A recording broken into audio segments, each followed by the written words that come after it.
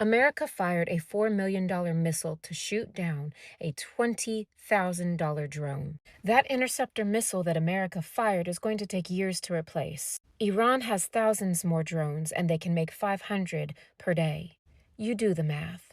Because this is the most important number in this entire war that no one is talking about. Iran's Shahid drone cost from $20,000 to $35,000 to build. It's a one-way suicide drone built off the back of a truck with off-the-shelf parts. Literally a flying bomb. It's simple, it's cheap, and it's replaceable. The missile America shoots to fire it down is called the Patriot PAC-3 Interceptor, and it costs $4 million. Every single one costs $4 million. So if you do the math, that is a 114 to 1 cost disadvantage to the U.S. And I don't think y'all are understanding because the U.S. is already going to lose this war. Those Interceptor Patriot PAC-3 interceptor missiles, yeah, U.S. can make 600 per year. Thousands have already been fired. And analysts are saying that Qatar's Patriot supply can run dry in days. And the U.S. is stonewalling Gulf states asking to restock, but there are not enough to go around. One defense analyst put it quite perfectly, saying that it's like using Ferraris to intercept e-bikes. And Iran has warehouses of e-bikes and can continue to make 500 e-bikes a day. And let's be very real, Iran doesn't even need to win a single airstrike to win this war. All they need is control over the global economy, and baby, they've already done that. The Strait of Hormuz is a narrow waterway, 21 miles wide, and roughly 20% of the world's oil supply runs through there every single day. Not just Middle Eastern oil, baby, the world's oil. Let me help you understand.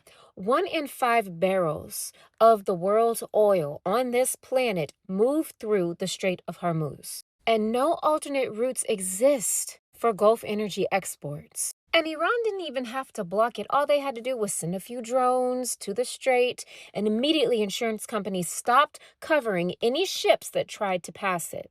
No insurance, no transit, just like that. The world's most critical energy choke point literally brought to near zero traffic, just like that. And baby, we're already seeing the effects. The oil has shot up 25% in prices over the last few days. Shipping rates for oil tankers have hit an all-time record high, 95% up in just a weekend. And major shipping giants have canceled operations. Analysts are warning that if the strait stays closed, oil barrel prices will get to $120 per barrel. And baby, that tips the entire global economy into a recession. Now, Humpty Trumpty is saying he wants to use naval escorts to get the ships through.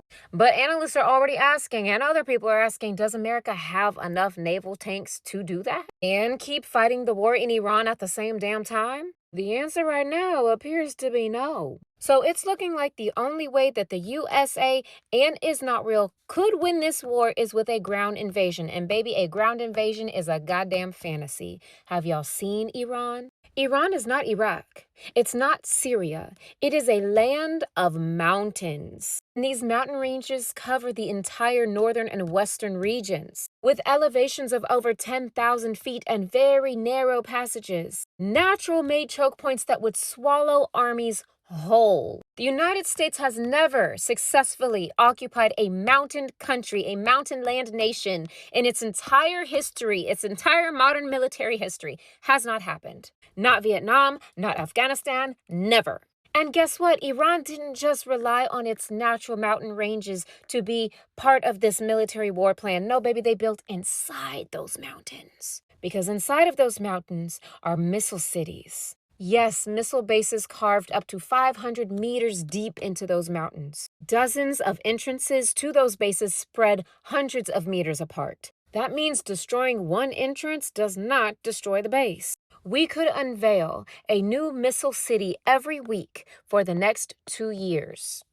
So a ground force entering that terrain faces Iranian military that will disappear into these tunnels, right? Submerge themselves, disappear, and then re-emerge somewhere else. Iran has interior supply lines, reverse units, logistical depth that no other army, no foreign army can match on foreign soil in that type of terrain. The U.S. has conducted nearly 2,000 strikes on Iran in the name of Is Not Real just since this war started. And as of this week, the IAEA has confirmed that none of Iran's nuclear installations have been destroyed, or even hit for that matter. So before you let the news convince you that this is going well, please understand the math is not mathing. The real math does not lie. This is a war that was lost before it was started.